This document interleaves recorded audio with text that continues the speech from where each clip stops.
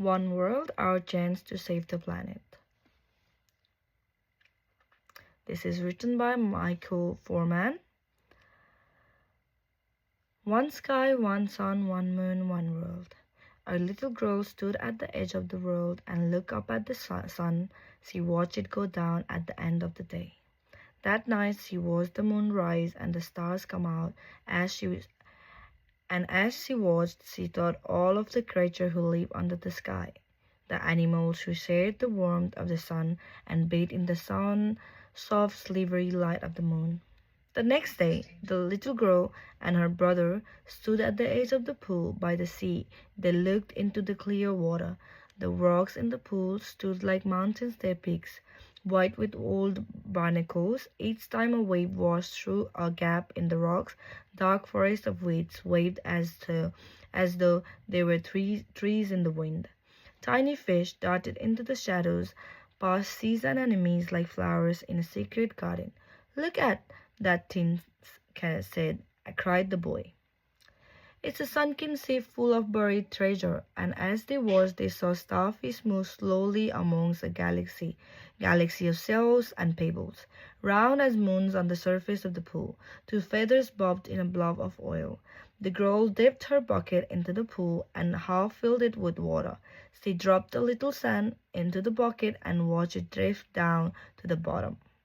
Her brother found stones covered in a seaweed and put them in a bucket. Together, the children watched the leaves swaying in the water. Then they added other kinds of seaweed and colored stones and shells. They admired their tiny new world, but still needed something. It needed more life, so the boy chased the shrimp in his net. He imagined the shrimp was a whale. In a short time he caught 2 shrimps and 3 small fishes. He dropped them carefully into the bucket and watched them swim around. Those 2 children had made their own world. It was a new world with its own forest, its own life. Together they held their world in their hands. All the long afternoon they tended their tiny world. They added more seaweeds, shells, and 3 more fish. But the more they added to the world, the more they looked from the real world. The only things now floating in the pool were feathers and a bob of oil. The oil now spread across the surface and formed the rainbow over the upturned sky of the pool. But as it spread, the pool began to turn cloudy and the constellations of shells and starfish disappeared, just as the moon and the stars are hidden when forests of the world are burned. The pool, which had reminded the children of the beauty of the world, now showed how easily it could be spoiled. It reminded them of the larger world. They knew where forests were disappearing in the clouds of smoke, and peoples and towns were poisoning the land and the seas of the world, where creatures even afar off snows in the deepest oceans were not safe. Their pool seemed so small and the world so big, just in a drop in the ocean.